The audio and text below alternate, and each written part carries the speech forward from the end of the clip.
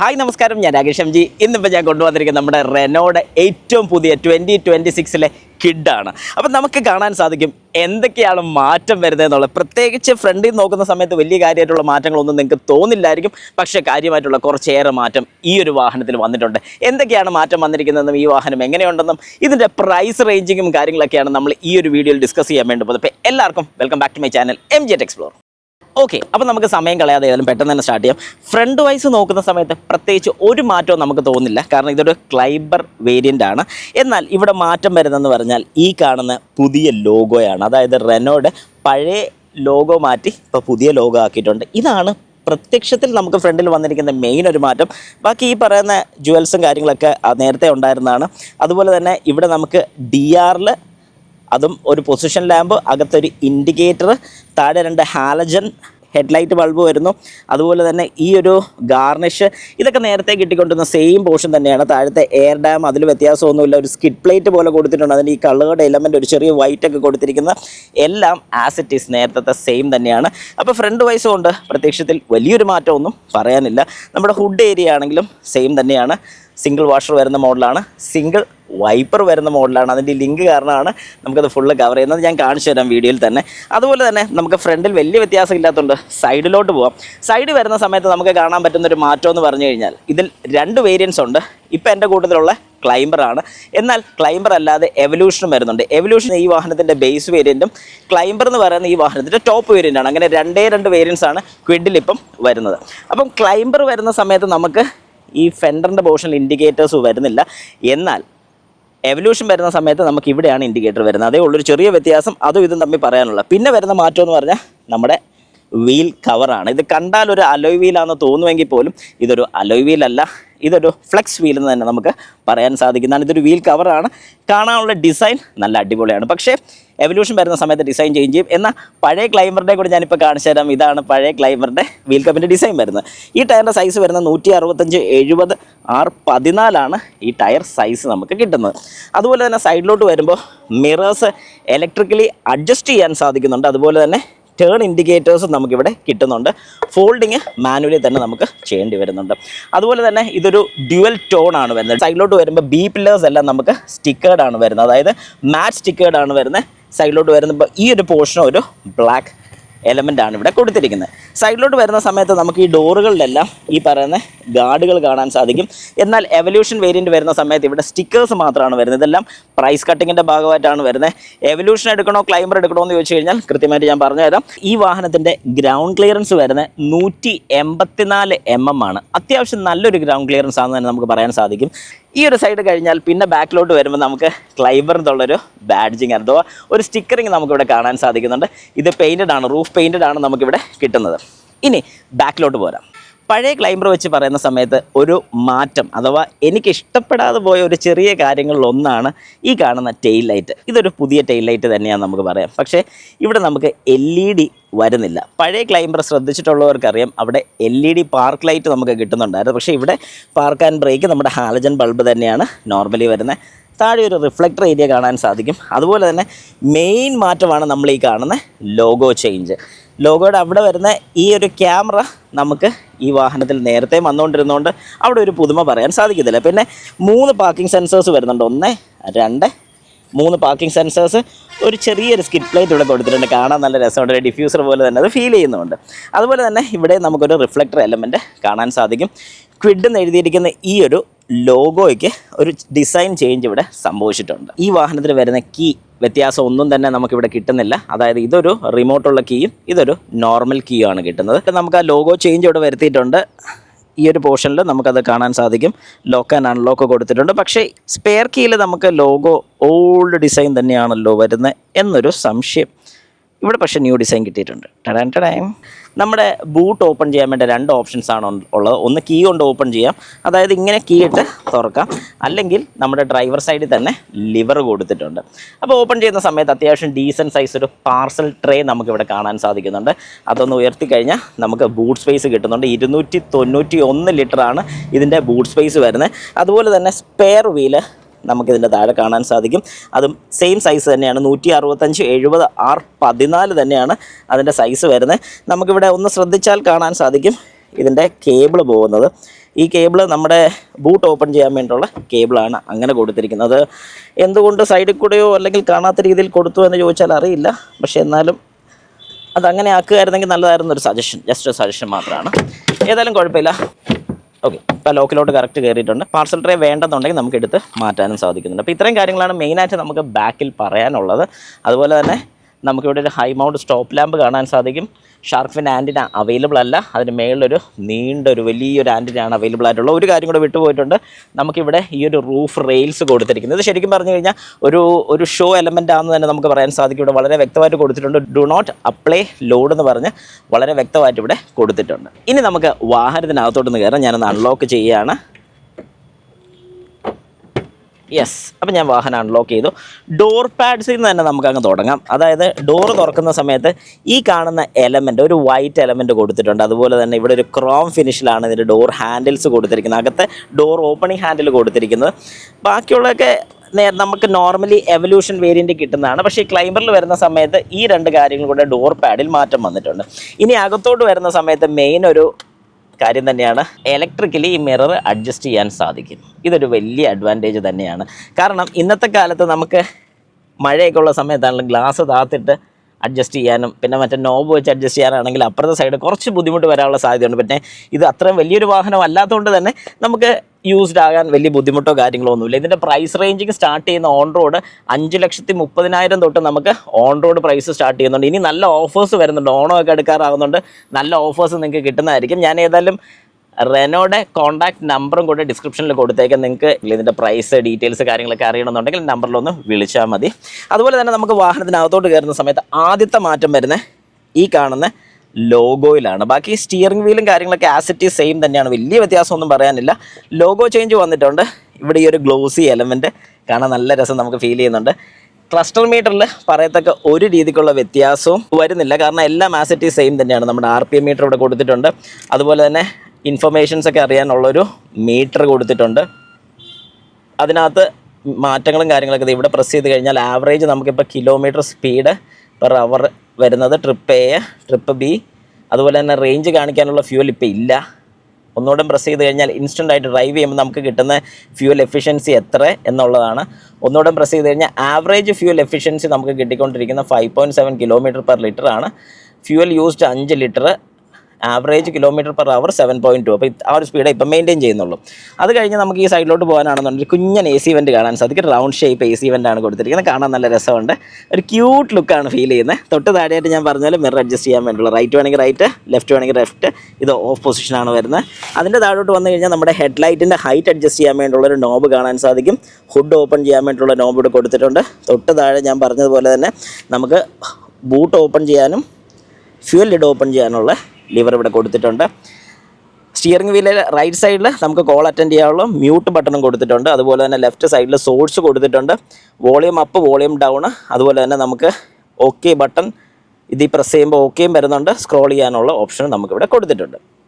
ഇത് കഴിഞ്ഞാൽ റൈറ്റ് സൈഡിൽ നമുക്ക് ഓട്ടോ ഹെഡ്ലൈറ്റോ കാര്യങ്ങളൊന്നും വരുന്നില്ല. പാർക്ക് ഹെഡ്ലൈറ്റ് ഓൺ, ഇൻഡിക്കേറ്റേഴ്സ് ഇവിടെ കൊടുത്തിട്ടുണ്ട്. ഹൈ ബീം താഴോട്ടും വരുന്നുണ്ട്. അതുപോലെ തന്നെ നമുക്ക് ഈ സൈഡിലോട്ട് വന്നു കഴിഞ്ഞാൽ മേലോട്ട് ഒരു തവണ വെച്ച് കഴിഞ്ഞാൽ മിസ്റ്റിൻ്റെ ഇത് കിട്ടുന്നുണ്ട്. പിന്നെ ഓഫ്, ഇൻ്റർമിറ്റൻറ്റ് കിട്ടുന്നുണ്ട്. പിന്നെ 1 and 2 സ്പീഡുകളും ഇവിടെ കൊടുത്തിട്ടുണ്ട്. ഏതായാലും അതും കൊള്ളാം.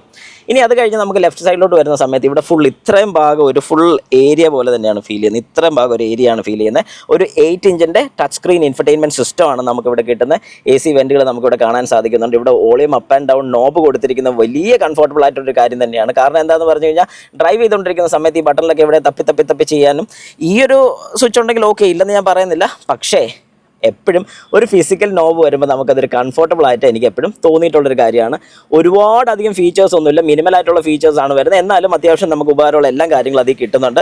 അതുപോലെ തന്നെ ഞാൻ റിവേഴ്സ് ക്യാമറ ഒന്ന് കാണിച്ചു തരാം.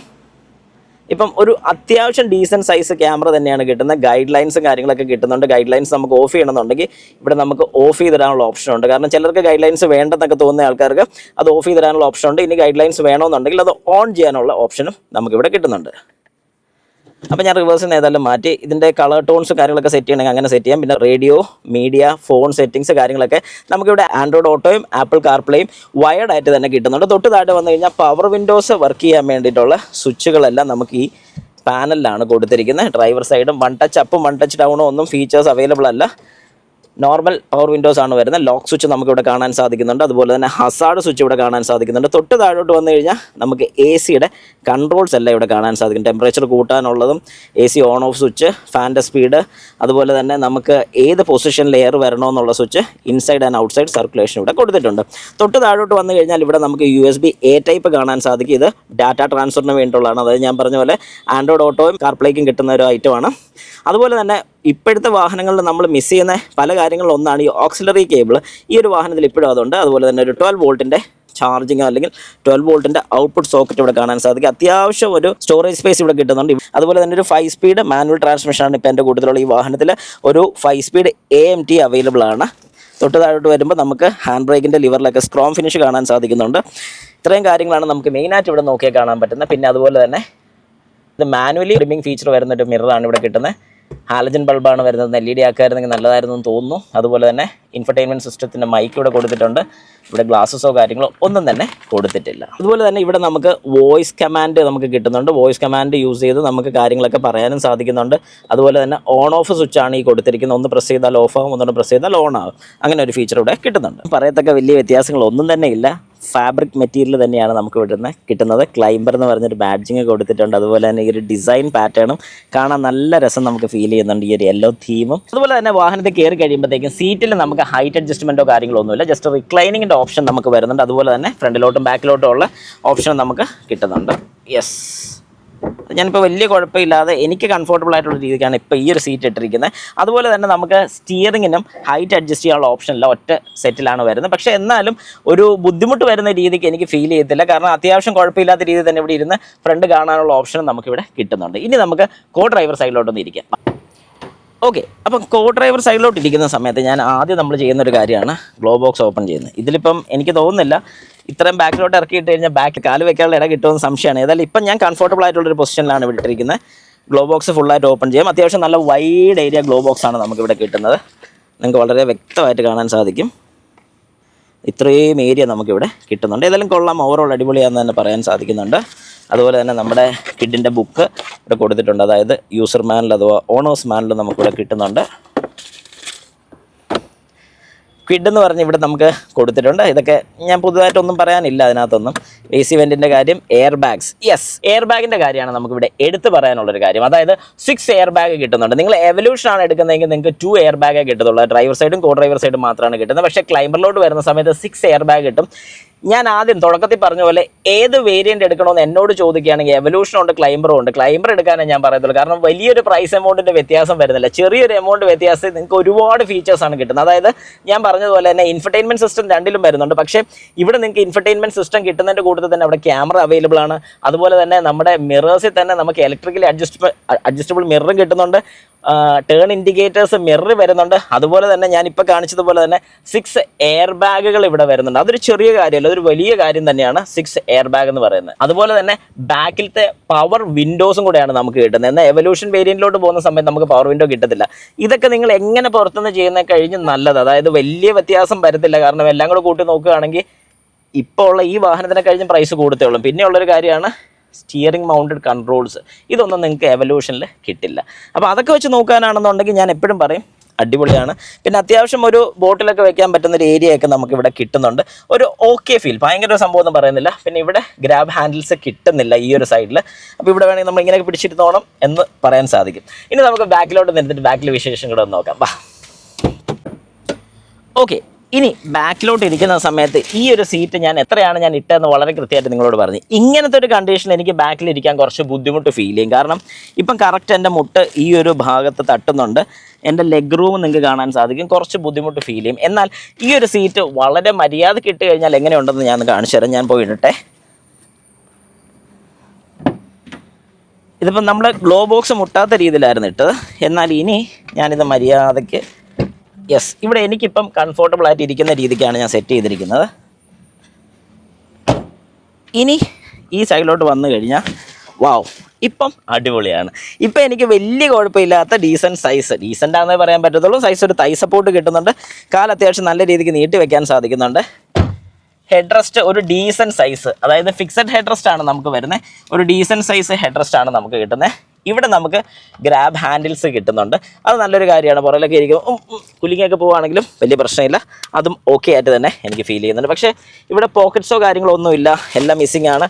സീറ്റ് കവേഴ്സ് ഇനി ആഡ് ചെയ്യുകയാണെങ്കിൽ പറ്റും. പക്ഷേ ഇവിടെ ഒരു കുഴപ്പം വരുന്നത് എന്നാന്ന് പറഞ്ഞാൽ സീറ്റിൽ എയർ ബാഗ് വരുന്ന മോഡലാണ്. അതുകൊണ്ട് അതിന് സൂട്ടബിൾ ആയിട്ടുള്ള സീറ്റ് കവർ മാത്രമേ ഇടാവുള്ളൂ. പുറത്ത് നമുക്ക് ഇഷ്ടംപോലെ സീറ്റ് കവേഴ്സ് കിട്ടും. പക്ഷേ സേഫ്റ്റി ഒരു വലിയ കാര്യം തന്നെയാണ്. പ്രത്യേകിച്ച് നമ്മൾ ഇത്രയും പൈസ മുടക്കി ഒരു 6 എയർ ബാഗുള്ള വാഹനമൊക്കെ എടുത്തിട്ട് സീറ്റിലോട്ട് വലിയ സീറ്റ് കവറൊക്കെ ഇട്ട് കഴിയുമ്പോഴത്തേക്കും ആവശ്യമുള്ളപ്പോൾ ഉപകാരപ്പെട്ടില്ലെങ്കിൽ, അതായത് ഒരു എയർ ബാഗ് ഇൻഫ്ലേറ്റ് ആകുന്ന സമയത്ത് യൂസ്ഫുൾ ആയില്ലെങ്കിൽ പിന്നെ കാര്യമില്ലല്ലോ. അതുകൊണ്ടൊന്ന് ഓർക്കുക. അതുപോലെ തന്നെ ബാക്കിലത്തെ പവർ വിൻഡോ നമുക്ക് കിട്ടുന്നുണ്ട്. വൺ ടച്ച് അപ്പും ഡൗണോ ഒന്നും അല്ല, എന്നാലും ഓപ്പൺ ആൻഡ് ക്ലോസ് കിട്ടുന്നുണ്ട്. അതൊരു വലിയ സമാധാനമുള്ളൊരു കേസ് തന്നെയാണ്. പ്രത്യേകിച്ച് മാനുവൽ അല്ല, ഇലക്ട്രിക് ആയിട്ട് തന്നെയാണ് കിട്ടുന്നത്. ഏതായാലും ഓവറോൾ ബാക്ക് അടിപൊളിയാണ്. ബാക്കിൽ വേറെ ലൈറ്റോ കാര്യങ്ങളോ ഒന്നുമില്ല. 60-40 സ്പ്ലിറ്റ് സീറ്റ് നമുക്കിവിടെ കിട്ടുന്നില്ല. നോർമൽ ഫോൾഡിങ്ങേ കിട്ടത്തുള്ളൂ. നോർമലായിട്ട് ഫോൾഡ് ചെയ്ത് കഴിഞ്ഞാൽ ഏകദേശം 600 ലിറ്ററിൻ്റെ മേളിൽ നമുക്ക് ബൂട്ട് സ്പേസ് പിന്നെ കൂട്ടാൻ സാധിക്കുന്നുണ്ട്. ഇനി നമുക്ക് വാഹനത്തിൻ്റെ എഞ്ചിൻ കൊണ്ട് നോക്കിയാലോ, വാ. ഓക്കെ, ഇനി നമുക്ക് എഞ്ചിൻ റൂം ഒന്ന് കാണാം. എനിക്കിവിടെ ഇഷ്ടപ്പെട്ടൊരു കാര്യം കൂടെ പറയാം. എഞ്ചിൻ റൂം തുറക്കുമ്പോഴത്തേക്കും ഈ ഒരു വാഹനത്തിൽ എനിക്ക് ഒരുപാട് ഇഷ്ടപ്പെട്ടൊരു കാര്യത്തിനെ കുറിച്ചാണ് ഞാൻ പറയാൻ വേണ്ടി പോകുന്നത്. ആദ്യം തന്നെ നമ്മുടെ ഹുഡ് സ്റ്റേ അങ്ങോട്ട് വയ്ക്കാം. ഓക്കെ, ഹുഡ് സ്റ്റേ വെച്ചു. ഇനി ഈ വരുന്നൊരു എഞ്ചിൻ എന്ന് പറയുമ്പോൾ ഒരു 1 ലിറ്റർ എഞ്ചിനാണ് നമുക്കിവിടെ കിട്ടുന്നത്. 69 PS പവറും 92 ന്യൂട്ടൺ മീറ്റർ ഓഫ് ടോർക്കുമാണ് നമുക്കിവിടെ പ്രൊഡ്യൂസ് ചെയ്യുന്നത്, ഈ ഒരു എഞ്ചിൻ പ്രൊഡ്യൂസ് ചെയ്യുന്നത്. ഓക്കെ, അപ്പോൾ മെയിനായിട്ട് ഞാൻ പറയാൻ വന്നിരിക്കുന്ന ഒരു കാര്യം എന്ന് പറയുന്നത്, എനിക്ക് ഇഷ്ടപ്പെട്ടൊരു കാര്യം എന്ന് പറയുന്നത് ഈ കാണുന്ന മുതലാണ്. അപ്പോൾ കുറച്ച് പേരെങ്കിലും ചോദിക്കുമായിരിക്കും ഈ പോർഷനിൽ എന്നാ ഇത്രയും വലിയ സംഭവം ഇരിക്കുന്നത് എന്നുള്ളത്. കാരണം ഇവിടെയും ഈ 2 പോർഷനിൽ എന്നാ ഇത്ര സംഭവം ഇരിക്കുന്നത്. പല വാഹനങ്ങളും കുറേ നാൾ കഴിയുമ്പോൾ, അതായത് ഏകദേശം ഒരു 4 അല്ലെങ്കിൽ 5 വർഷമൊക്കെ കഴിയുമ്പോൾ വാഹനത്തിനകത്തോട്ട് ചെറിയ ബാഡ് സ്മെല്ല് വരുന്ന പ്രശ്നങ്ങളും, അതുപോലെ തന്നെ വാഹനത്തിനകത്തോട്ട് ഈ ഇലയൊക്കെ വന്ന് എ സിയുടെ ഫിൽറ്ററിലും എ സിയൊക്കെ അടഞ്ഞു പോകുന്നത്, അതായത് കൂളിംഗ് കോയിൽ അഥവാ ഇവാപ്പറേറ്റർ അസംബ്ലിയൊക്കെ അടഞ്ഞു പോകുന്നൊരു പ്രശ്നം വരുന്നത് ഈ ഒരു സംഗതി ഉള്ളതുകൊണ്ടാണ്. അപ്പോൾ ഇവിടെ എന്താണ് ഗുണമെന്ന് ചോദിച്ചു കഴിഞ്ഞാൽ, നമുക്ക് ഇവിടുന്ന് നോക്കിക്കഴിഞ്ഞാൽ ഇതിനകത്ത് ചപ്പോ ചെളിയോ എന്തെങ്കിലുമൊക്കെ ഉണ്ടെങ്കിൽ കൃത്യമായിട്ട് അറിയാനും സാധിക്കും. ഇത് ഊരാൻ വേണ്ടി വലിയ ബുദ്ധിമുട്ടും വരുന്നില്ല. അപ്പം ഇത് നമുക്ക് അഴിച്ച് നന്നായിട്ട് ക്ലീൻ ചെയ്യാൻ സാധിക്കും. ഇതിനകത്ത് വല്ലതും ഉണ്ടെങ്കിൽ അതൊക്കെ വൃത്തിയാക്കാനും സർവീസ് സെൻറ്ററിൽ കൊടുക്കുന്ന സമയത്ത് അവരോട് കൃത്യമായിട്ട് പറയാനും സാധിക്കും. പല വാഹനങ്ങളുടെ ഈ പോർഷൻ കൃത്യമായിട്ട് ക്ലോസ്ഡ് ആണ്. അങ്ങനെ ക്ലോസ്ഡ് ആയതുകൊണ്ട് ഇതിനകത്തുള്ള കാര്യങ്ങളൊന്നും അറിയാൻ സാധിക്കുന്നില്ല. ആ ഒരു കാര്യം എനിക്ക് ഭയങ്കര ഒരു അഡ്വാൻറ്റേജ് ആയിട്ട് റെനോ കിഡിൽ തോന്നിയിട്ടുണ്ട്. ഇനി എഞ്ചിൻ റൂമിൻ്റെ ഭാഗം നോക്കാനാണെങ്കിൽ അത്യാവശ്യം നന്നായിട്ട് കൈയിട്ട് വർക്ക് ചെയ്യാനുള്ള ഏരിയാസ് കാര്യങ്ങളൊക്കെ വരുന്നുണ്ട്. അതുപോലെ തന്നെ ഈ കൊടുത്തിരിക്കുന്ന 2 കേബിൾ, ഒന്ന് ഇതും ഒന്ന് ഈ ഒരു കേബിളും, ഈ രണ്ടും വരുന്നത് നമ്മുടെ ഹെഡ്ലൈറ്റിൻ്റെ ഹൈറ്റ് അഡ്ജസ്റ്റ് ചെയ്യാൻ വേണ്ടിയിട്ടുള്ള കേബിളാണ് വരുന്നത്. അത് കൊടുത്തിരിക്കുന്ന വേറൊന്നും കൊണ്ടല്ല, പ്രൈസിൻ്റെ കാര്യം തന്നെയാണ്. അതൊക്കെ കൊണ്ടാണ് പ്രൈസ് ഒന്ന് കുറച്ചുകൂടെ ഒന്ന് പിടിച്ച് നിർത്താൻ കമ്പനിക്ക് സാധിക്കുന്നത്. കാരണം ഹെഡ്ലൈറ്റിൽ തന്നെ മോട്ടറിൻ്റെ കാര്യങ്ങളൊന്നും ആവശ്യം വരുന്നില്ല. അവിടത്തേക്കുള്ള വയറിങ്, സ്വിച്ച് കാര്യങ്ങളൊക്കെ നമുക്ക് ഒഴിവാക്കാൻ സാധിക്കുന്നുണ്ട്. അതാണ്. പിന്നെ അതുപോലെ തന്നെ നമുക്ക് മെയിനായിട്ട് ഇതിൻ്റെ സേഫ്റ്റി സൈഡ് പറയാനാണെങ്കിൽ 17 സേഫ്റ്റി ഫീച്ചേഴ്സാണ് ഈ ഒരു വാഹനത്തിൽ കമ്പനി പ്രൊവൈഡ് ചെയ്തിരിക്കുന്നത്. എന്തൊക്കെയാണെന്ന് ജസ്റ്റ് ഒന്ന് നോക്കിയാലോ. Driver and passenger seat belt reminder വരുന്നുണ്ട്, റിയർ സീറ്റ് ബെൽറ്റ് റിമൈൻഡർ വരുന്നുണ്ട്, electronic stability program traction control system വരുന്നുണ്ട്, സ്പീഡ് അലർട്ട് വാർണിംഗ് വരുന്നുണ്ട്, front seat belt with load limiter വരുന്നുണ്ട്, seat belt with pretensioner വരുന്നുണ്ട്, driver side മാത്രമാണ്. Front driver air bag കിട്ടുന്നുണ്ട്, front passenger air bag വരുന്നുണ്ട്, pillar air bags വരുന്നുണ്ട്, new 3-point seat belt all സീറ്റുകളിൽ കൊടുത്തിട്ടുണ്ട്, rear parking sensors കിട്ടുന്നുണ്ട്, EBD വിത്ത് break assist കിട്ടുന്നുണ്ട്, പെഡസ്ട്രിയൻ പ്രൊട്ടക്ഷൻ കിട്ടുന്നുണ്ട്, റിയർ ഡോർ ചൈൽഡ് ലോക്ക് കിട്ടുന്നുണ്ട്, ഹിൽ സ്റ്റാർട്ട് അസിസ്റ്റ് കിട്ടുന്നുണ്ട്, speed sensing auto door closing കിട്ടുന്നുണ്ട്, ഇമ്പാക്റ്റ് സെൻസിങ് ഡോർ അൺലോക്ക് വരുന്നുണ്ട്. ഇത്രയും കാര്യങ്ങളാണ് മെയിനായിട്ട് നമുക്ക് പറയാനുള്ളത്. അതുപോലെ തന്നെ കമ്പനി ക്ലെയിം ചെയ്യുന്ന ഒരു മൈലേജ് എന്ന് പറയുമ്പോഴത്തേക്ക് ഏകദേശം 21 കിലോമീറ്ററോളാണ് ഫ്യൂവൽ എഫിഷ്യൻസി പറയുന്നത്. പക്ഷേ എങ്ങനെ നോക്കിയാലും മര്യാദയ്ക്ക് ഓടിക്കാനാണെന്നുണ്ടെങ്കിൽ ഒരു 15 തൊട്ട് 18 വരെ നോർമൽ സിറ്റി ഡ്രൈവ്സിലൊക്കെ നമുക്ക് കൺഫേം ആയിട്ട് കിട്ടും. അതുപോലെ തന്നെ ഹൈവേസ് ഒക്കെ പോവുകയാണെന്നുണ്ടെങ്കിൽ ഒരു 20 വരെ നിങ്ങൾക്ക് സുഖമായിട്ട് ഈ ഒരു എഞ്ചിനിൽ നിന്നും പ്രൊഡ്യൂസ് ചെയ്യുന്നതായിരിക്കും. ഏതായാലും ഈ വാഹനത്തിൻ്റെ എഞ്ചിൻ ഒന്ന് സ്റ്റാർട്ട് ചെയ്ത് വൈബ്രേഷൻസ് എങ്ങനെയുണ്ടെന്ന് നോക്കാം. യെസ്, അപ്പോൾ നമ്മുടെ എൻജിൻ സ്റ്റാർട്ടഡ് ആണ്. വൈബ്രേഷൻസ് ഒക്കെ നിങ്ങൾക്ക് കാണാൻ സാധിക്കും. അത്യാവശ്യം ഒരു നോർമൽ വൈബ്രേഷൻ, ഒരു 3 സിലിണ്ടർ എഞ്ചിനിൽ വരുന്ന ആ ഒരു നോർമൽ വൈബ്രേഷൻ ഇവിടെ നമുക്ക് കിട്ടുന്നുണ്ട്, ഇല്ലെന്ന് പറയാൻ സാധിക്കത്തില്ല. ഏതായാലും ഓടിക്കുന്ന സമയത്ത് വലിയ ജർക്കിങ്ങോ അകത്തോട്ട് വൈബ്രേഷൻസോ കാര്യങ്ങളോ ഒന്നും വരുന്നില്ല. കാരണം മൗണ്ടിങ് നല്ലൊരു മൗണ്ടിങ് തന്നെയാണ് ഇവിടെ നമുക്ക് കിട്ടുന്നത്. 3 മൗണ്ടിങ്സ് വരുന്നുണ്ട്, അത് അത്യാവശ്യം പെർഫെക്റ്റ് തന്നെയാണ്. ഇപ്പം ഈ ഒരു വൈബ്രേഷൻ നിങ്ങൾക്ക് കിട്ടുന്നത് AC ഇല്ലാത്തതാണ്. ഇനി ഞാൻ AC കൂടെ ഒന്ന് ഓൺ ചെയ്യാം.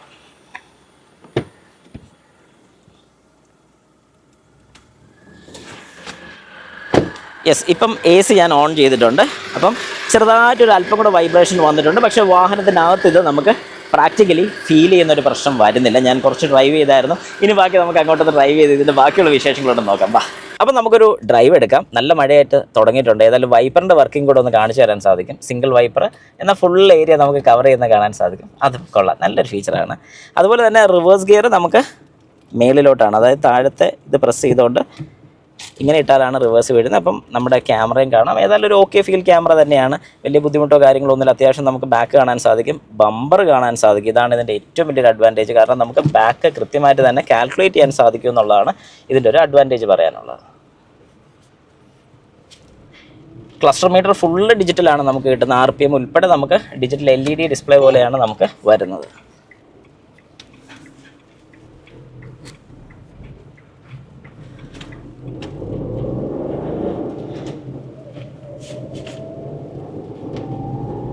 ചെറിയൊരു വൈബ്രേഷൻ നമുക്ക് ഫീൽ ചെയ്യുന്നുണ്ട്. അതൊരു 3 സിലിണ്ടറിൻ്റെതായ ഒരു വൈബ്രേഷൻ നമുക്ക് ഫീൽ ചെയ്യുന്നുണ്ട്. പിന്നെ പുതിയ വാഹനം കൂടെയാണ്. ആകപ്പാട് 28 കിലോമീറ്റർ ഈ വാഹനം ഓടിയിട്ടുള്ളൂ.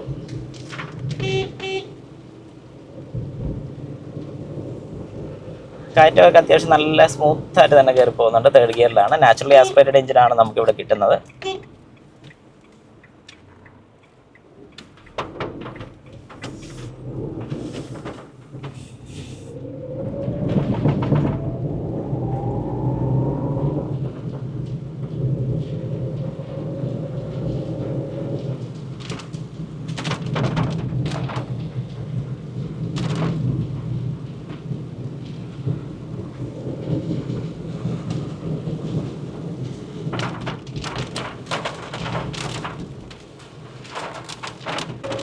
അതുപോലെ തന്നെ ഒരു ഫാമിലി വെഹിക്കിളായിട്ട് നിങ്ങൾക്ക് ധൈര്യമായിട്ട് എടുക്കാൻ സാധിക്കുന്ന ഒരു വാഹനം തന്നെയാണെന്ന് ഉറപ്പിച്ച് പറയാൻ സാധിക്കും. കാരണം എന്താണെന്ന് പറഞ്ഞു കഴിഞ്ഞാൽ ഒരു ചെറിയ വാഹനം സിറ്റി ഡ്രൈവ്സിലൊക്കെ പക്ക. കാരണം ഏതൊരു ചെറിയ ഇടയിൽ കൂടെയാണല്ലോ നമുക്ക് കൊണ്ട് പാർക്ക് ചെയ്യാനും കൊണ്ട് ഓടിക്കാനും ഒക്കെ സാധിക്കുന്ന ഒരു വാഹനം. ഇപ്പോൾ ഡ്രൈവിംഗ് പഠിക്കുന്ന ഒരു വ്യക്തിയാണ് നിങ്ങളെന്നുണ്ടെങ്കിൽ നിങ്ങൾക്ക് യൂസ് ചെയ്യാൻ സാധിക്കുന്ന വാഹനങ്ങളിൽ ഒന്ന് തന്നെയാണ് ഈ ഒരു വാഹനം. പ്രത്യേകിച്ച് ഇതിൻ്റെ പ്രൈസ് റേഞ്ചിങ് അതൊരു വലിയ അട്രാക്റ്റീവ് ആയിട്ടുള്ളൊരു കാര്യം തന്നെയാണ്. ഗട്ടേഴ്സൊക്കെ പോവുകയാണെങ്കിൽ തന്നെ അത്യാവശ്യം സസ്പെൻഷൻ സ്റ്റിഫർ സൈഡാണ്. ഒത്തിരി സോഫ്റ്റാണെന്ന് ഞാൻ പറയത്തില്ല, പക്ഷേ ഒത്തിരി ഹാർഡും അല്ല. എന്നാലൊരു മീഡിയം സസ്പെൻഷൻ തന്നെയാണ് നമുക്കിവിടെ കിട്ടുന്നത്. ഒരു കാര്യം കൊണ്ട് എനിക്ക് എടുത്ത് പറയാനുള്ളൊരു കാര്യം, നിങ്ങൾ ഈ ഒരു വാഹനം എടുക്കാൻ പ്ലാൻ ചെയ്യുന്നുണ്ടെങ്കിൽ ഉറപ്പായിട്ട് ഒരു ടെസ്റ്റ് ഡ്രൈവ് എടുത്ത് നോക്കുക. കാരണം നിങ്ങൾക്ക് എങ്ങനെയാണ്, അല്ലെങ്കിൽ നിങ്ങളുടെ ഒരു കംഫർട്ട് ഓക്കെയാണോ, സീറ്റിംഗ് പൊസിഷൻ ഓക്കെയാണോ, ഈ കാര്യങ്ങളൊക്കെ നോക്കിയിട്ട് വേണം നിങ്ങളൊരു വാഹനം എടുക്കാൻ വേണ്ടി. കാരണം ഇതിൽ ഞാൻ പറഞ്ഞതുപോലെ എൻ്റെ ഒരു ഹൈറ്റിനും എൻ്റെ ഒരു കാഴ്ചയ്ക്കും എനിക്ക് ഏറ്റവും ബെസ്റ്റായിട്ട് തോന്നുന്ന ഒരു വാഹനം തന്നെയാണ്. കാരണം എനിക്ക് വളരെ കൃത്യമായിട്ട് ഇതിൻ്റെ ബോണറ്റ് കാണാൻ സാധിക്കും. ഗട്ടേഴ്സിൽ കൂടെയൊക്കെ നമ്മളിപ്പോൾ ചാടുമ്പോഴാണെങ്കിലും ഞാൻ പറഞ്ഞ പോലെ വലിയ ബുദ്ധിമുട്ട് നമുക്ക് ഫീൽ ചെയ്യുന്നില്ല. ഒരു സ്മൂത്തായിട്ടുള്ള രീതി തന്നെയാണ് ഫീൽ ചെയ്യുന്നത്.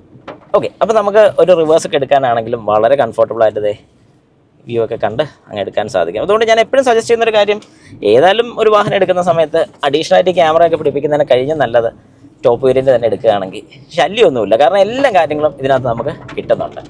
ഇനി നിങ്ങൾ കുറച്ചുകൂടെ അഫോർഡബിളായിട്ട് നോക്കാനാണെന്നുണ്ടെങ്കിൽ ഓക്കെ, ഒബ്വിയസ്ലി നിങ്ങൾക്ക് എവല്യൂഷൻ വേരിയൻ്റ് എടുക്കാം. അല്ലെങ്കിൽ ഞാൻ എപ്പോഴും സജസ്റ്റ് ചെയ്യുന്നത് ക്ലൈംബർ എന്ന് പറയുന്ന ഈ ഒരു വേരിയൻ്റ് തന്നെ എടുക്കുന്നതാണ് ഏറ്റവും നല്ലത്. പിന്നെ ഞാൻ പറഞ്ഞ പോലെ നിങ്ങൾക്ക് കൂടുതൽ ഇൻഫർമേഷൻസ് അറിയണമെന്നുണ്ടെങ്കിൽ ഇതിൻ്റെ പ്രൈസ് ഡീറ്റെയിൽസും കാര്യങ്ങളൊക്കെ ഓരോ വേരിയൻസിൻ്റെ സെപ്പറേറ്റ് ആയിട്ട് അറിയണമെന്നുണ്ടെങ്കിൽ തന്നെ ഞാൻ ഇവരുടെ കോൺടാക്ട് നമ്പർ ഡിസ്ക്രിപ്ഷനിൽ കൊടുത്തേക്കാം. ഒന്ന് വിളിച്ച് നോക്കിക്കഴിഞ്ഞാൽ എല്ലാ ഡീറ്റെയിൽസും നിങ്ങൾക്ക് പറഞ്ഞു തരുന്നതായിരിക്കും, ഇൻക്ലൂഡിങ് ടെസ്റ്റ് ഡ്രൈവും തരുന്നതാണ്. അതുപോലെ തന്നെ സ്റ്റിയറിങ്ങിൻ്റെ കേസ് പറയാനാണെങ്കിലും നല്ല സ്മൂത്താണ് കേട്ടോ. റിട്ടേൺ വരുന്നതാണെങ്കിൽ നിങ്ങൾക്ക് ഇപ്പോൾ തന്നെ കാണാൻ സാധിക്കും. കണ്ടോ, നല്ല സ്മൂത്തായിട്ടുള്ള റിട്ടേണും കാര്യങ്ങളൊക്കെ അടിപൊളിയാണ്.